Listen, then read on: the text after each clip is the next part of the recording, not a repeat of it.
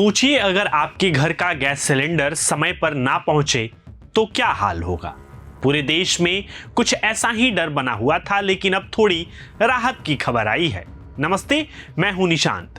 दुनिया के सबसे अहम समुद्री रास्तों में से एक स्ट्रेट ऑफ हॉर्मुज पिछले कुछ समय से तनाव का केंद्र बना हुआ है। ईरान और अमेरिका के बीच बढ़ते टकराव की वजह से यहां से गुजरने वाली तेल और गैस के जहाजों पर रोक जैसी स्थिति बन गई थी और इसी वजह से भारत समेत दुनिया के कई जहाज पर्शियन गल्फ में फंसे हुए थे। लेकिन अब कहानी में एक ट्विस्ट आया है।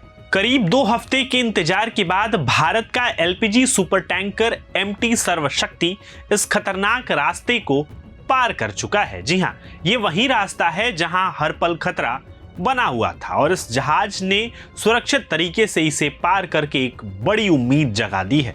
इस जहाज में करीब 46,000 टन एलपीजी है, यानी हजारों लाखों घरों की रसोई इससे चल सकती है। और सबसे खास बात, इसमें 20 क्रू मेंबर हैं जिनमें 18 भारतीय हैं, यानी यह सिर्फ एक जहाज नहीं बल्कि कई परिवारों की उम्मीद भी है।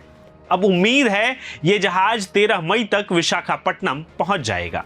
ये सिर्फ एक जहाज का पहुंचना नहीं है, ये एक संकेत है इस बात का कि आने वाले दिनों में और भी जहाज इस रास्ते से निकल सकते हैं और भारत में गैस सप्लाई धीरे धीरे सामान्य हो सकती है। लेकिन कहानी यहाँ खत्म नहीं होती।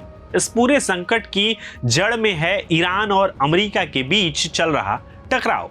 जहां एक तरफ डोनाल्ड ट्रंप ने ईरान के प्रस्ताव को खारिज कर दिया है, वहीं ईरान कह रहा है कि उसका न्यूक्लियर प्रोग्राम सिर्फ शांतिपूर्ण सिविल यूसेज के लिए है।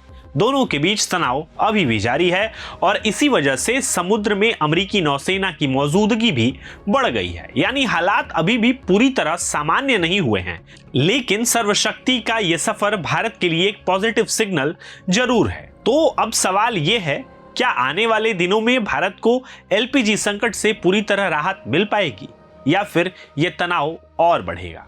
आप क्या सोचते हैं, कमेंट में जरूर बताएं।